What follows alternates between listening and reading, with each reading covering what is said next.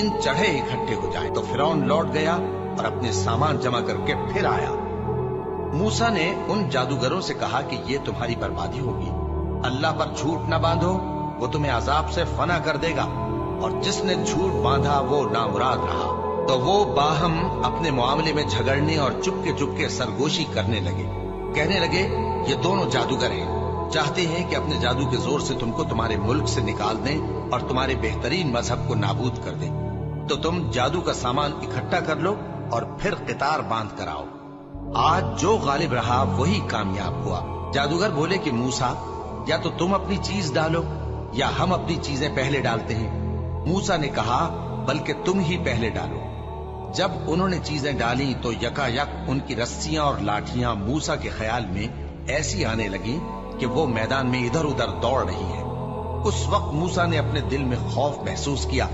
हमने कहा, खौफ न करो, बिलाशुबा तुम ही गालिब रहोगे। और जो चीज यानी लाठी तुम्हारे दाहिने हाथ में है उसे डाल दो कि जो कुछ उन्होंने बनाया है उसको वो निगल जाएगी। जो कुछ उन्होंने बनाया है ये तो जादूगरों के हथकंडे हैं और जादूगर जहां भी जाए कामयाब नहीं होगा। इस पर जादूगर सजदे में गिर पड़े, कहने लगे कि हम मूसा और हारून के परवरदिगार पर ईमान लाए। फिरौन बोला कि पेशतर इसके कि मैं तुम्हें इजाजत दूं तुम इस पर ईमान ले आए। बेशक ये तुम्हारा बड़ा यानी उस्ताद है जिसने तुमको जादू सिखाया है। सो मैं तुम्हारे हाथ और पांव मुखालिफ समत से कटवा दूंगा और तुमको खजूरों के तनों पर सूली चढ़वा दूंगा। और तुमको मालूम होगा कि हम में से किसका अजाब ज्यादा सख्त और देर तक रहने वाला है। उन्होंने कहा कि जो दलाइल हमारे पास आ गए हैं उन पर और जिसने हमको पैदा किया है उस पर हम आपको हरगिज तरजीह नहीं देंगे। तो आपको जो हुक्म देना हो दे दीजिए।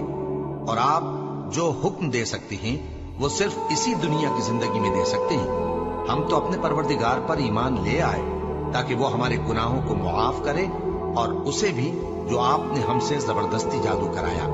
और अल्लाह सबसे अच्छा है और हमेशा बाकी रहने वाला है। जो शख्स अपने परवरदिगार के पास गुनाहगार होकर आएगा तो उसके लिए जहन्नम है जिसमें न वो मरेगा न जिएगा। और जो उसके रूबरू ईमानदार होकर आएगा और अमल भी नेक किए होंगे तो ऐसे लोगों के लिए ऊंचे ऊंचे दर्जे हैं, यानी हमेशा रहने के बाग जिनके नीचे नहरें बह रही हैं, हमेशा उनमें रहेंगे। और ये उस शख्स का बदला है जो पाक हुआ। और हमने मूसा की तरफ वही भेजी कि हमारे बंदों को रातों रात निकाल ले जाओ, फिर उनके लिए समंदर में लाठी मारकर खुश्क रास्ता बना दो। फिर तुमको न फिरौन के आप पकड़ने का खौफ होगा और न गर्क होने का डर। फिर फिरौन ने अपने लश्करों के साथ उनका ताक़ुब किया।